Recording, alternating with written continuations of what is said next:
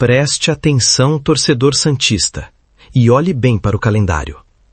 9 de fevereiro de 2026. Você sabe? Guarde essa data.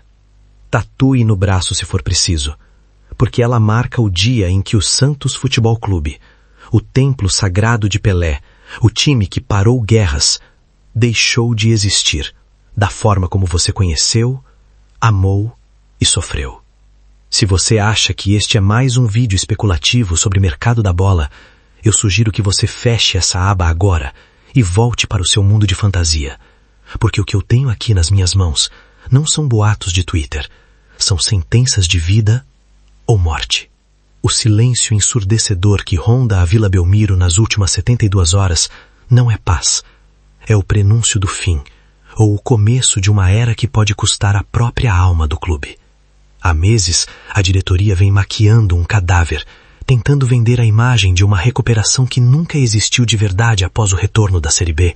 Então, eles mentiram para você sobre superávites, mentiram sobre equacionamento de dívidas e, principalmente, mentiram sobre a capacidade do Santos de sobreviver sozinho neste futebol moderno e canibal de 2026. A verdade nua e crua, que a mídia tradicional, cheia de dedos e rabo preso com dirigentes, tem medo de te contar, é que o Santos chegou no limite do cheque especial da história. Não há mais manobras contáveis, não há mais naming rights milagrosos para vender, não há mais joias da base para queimar por trocados para pagar a conta de luz. A situação que se desenha nos bastidores, em reuniões secretas que vararam a madrugada de hoje em escritórios blindados na capital paulista, longe do cheiro de maresia da Baixada, é de um ultimato brutal. Existe um dossiê, um calhamaço de mais de 500 páginas que está na mesa do presidente neste exato momento, e o conteúdo dele é aterrorizante. Ou o Santos assina a sua venda, entrega as chaves e o controle total para o capital estrangeiro, ou o pedido de recuperação judicial, que é o nome bonito para a pré-falência, será protocolado na justiça comum, antes do carnaval. E é aqui que a trama ganha contornos de cinema, porque o algoz, ou o salvador, dependendo do seu ponto de vista, tem nome, sobrenome e um histórico de amor e ódio com a torcida alvinegra. E não se engane, o que está acontecendo hoje, dia 9 de fevereiro, é a culminação de um plano muito bem arquitetado. As notícias que explodem agora em 2026 dão conta de que o passivo total do Santos, aquela dívida que empurraram com a barriga por décadas, rompeu a barreira inacreditável de 1 bilhão e 200 milhões de reais. Sim, você ouviu direito, 1,2 bilhão. É impagável. É uma âncora que arrasta o clube para o fundo do oceano. A FIFA já notificou. O transfer ban está engatilhado novamente para a próxima janela, por conta de dívidas com clubes europeus, referentes a contratações de 2024 que nunca foram pagas. Né? O salário dos jogadores é atrasado há 2 meses, com a promessa de acerto na semana que vem, que nunca chega. Entende? O clima no CT Rei Pelé é de velório, com atletas pedindo rescisão indireta na Justiça do Trabalho. É o caos absoluto. E é nesse cenário de terra arrasada, de desespero institucional, que surge a proposta da SAF que promete zerar tudo isso com uma canetada. Percebe? Mas quem tem cacife para assumir essa bomba? É aí que entra a figura polarizadora de Neymar Júnior.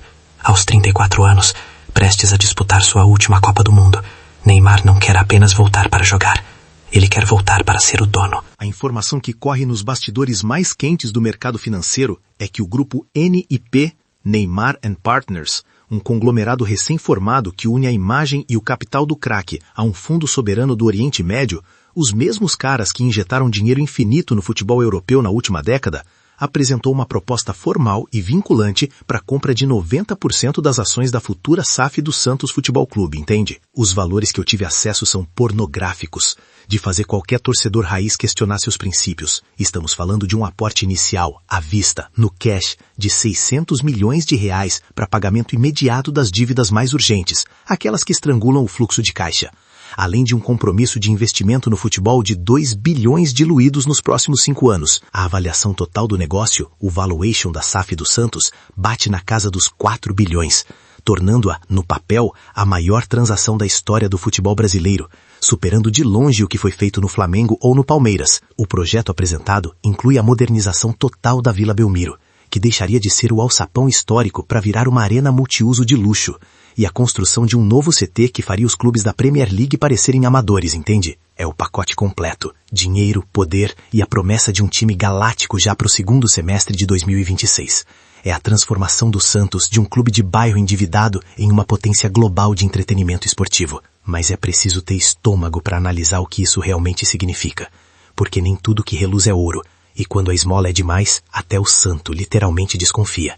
Vamos dissecar os bônus e os ônus dessa operação, com a frieza de um cirurgião, sem a paixão cega da arquibancada. O bônus é óbvio, é o alívio imediato, é a morfina para um paciente terminal que grita de dor. Financeiramente, a chegada da SAF do Neymar significa o fim da humilhação de ter a luz cortada, o fim dos processos trabalhistas que bloqueiam as contas do clube toda semana. Tecnicamente, significa que o Santos voltaria a ter poder de compra no mercado, podendo brigar por jogadores de prateleira de cima, em vez de ficar garimpando o refúgio de times da Série B. Imagine um time com um orçamento de 400 milhões anuais para a folha salarial. É voltar a competir de igual para igual com os bilionários do futebol brasileiro. Além disso, a gestão profissional, a chegada de CEOs, CFOs e diretores de mercado acabaria com a farra dos conselheiros vitalícios, aquela casta política que se alimenta do Santos há décadas sem nunca ter colocado um centavo no clube. Aqueles que usam o Santos como cabide de emprego para parentes e amigos. O amadorismo SA daria lugar à eficiência LTDA. Mas e o ônus? Ah, meus amigos, o preço a se pagar é alto e irreversível. Estamos falando da venda da alma. O Santos Futebol Clube, a associação civil sem fins lucrativos, que revelou Pelé, deixaria de ser dono do seu próprio destino. A partir do momento em que você vende 90% do controle, você vira um passageiro no seu próprio carro. A torcida, que sempre teve voz ativa, mesmo que na base do grito e do protesto no portão da vila, passaria a ser vista apenas como consumidora, né? Se o novo dono decidir que o ingresso vai custar R$200 porque o produto valorizou, o torcedor pobre, aquele que sempre carregou o time nas costas, será excluído do estádio. A Vila Belmiro, nosso solo sagrado, pode mudar de nome para Arena Neymar Júnior ou qualquer marca que pague mais. A identidade, a história, a tradição de um clube centenário seriam submetidas à lógica fria do lucro trimestral. E se o fundo árabe decidir daqui a 5 anos que o futebol brasileiro não é mais interessante e quiser vender a sua parte para um grupo chinês ou americano que não sabe a diferença entre uma bola e um coco? O risco de o clube virar uma commodity, um ativo financeiro trocado de mão em mão sem nenhum vínculo afetivo é real e aterrorizante. O Santos perderia sua essência de clube popular para virar uma franquia de luxo. Mas agora, prepare-se porque eu vou revelar a polêmica oculta, a sujeira que está debaixo do tapete persa dessa negociação bilionária e que a grande mídia, deslumbrada com os números, está ignorando propositalmente, você sabe. Eu tive acesso a rascunhos da minuta do contrato, aquelas cláusulas em letras miúdas que ninguém lê, e o que eu descobri é revoltante. Primeiro, a tal dívida zero é uma falácia. O aporte inicial de 600 milhões não cobre nem metade do rombo real, entende? O acordo prevê que a SAF assumiria apenas a dívida bancária e fiscal, mas deixaria o passivo trabalhista e cível gigantesco, processos de ex-funcionários, indenizações milionárias, causas que se arrastam há anos na justiça, nas costas da associação, ou seja, do Santos Velho. Eles estão criando um clube podre e um clube rico, e adivinhe qual vai sobrar para os sócios pagarem. A associação ficaria com 10% da SAF e uma montanha de dívidas impagáveis, sendo estrangulada até a morte, enquanto a SAF opera limpa e lucra. É um golpe contábil. Segundo, há uma cláusula de performance e imagem, que vincula os repasses financeiros à presença de Neymar no clube. Se Neymar se machucar seriamente, se decidir se aposentar antes do previsto, ou se sua imagem for arranhada por algum escândalo extracampo, o que, convenhamos, não é raro, os investidores árabes têm o direito de reduzir drasticamente o fluxo de dinheiro ou até mesmo de exercer uma opção de recompra das ações por um valor irrisório. O Santos estaria atrelando seu futuro financeiro não a um projeto sólido, mas à saúde e ao humor de um único jogador. Terceiro, e talvez o mais grave, a questão da Vila Belmiro. O projeto de modernização não é uma doação.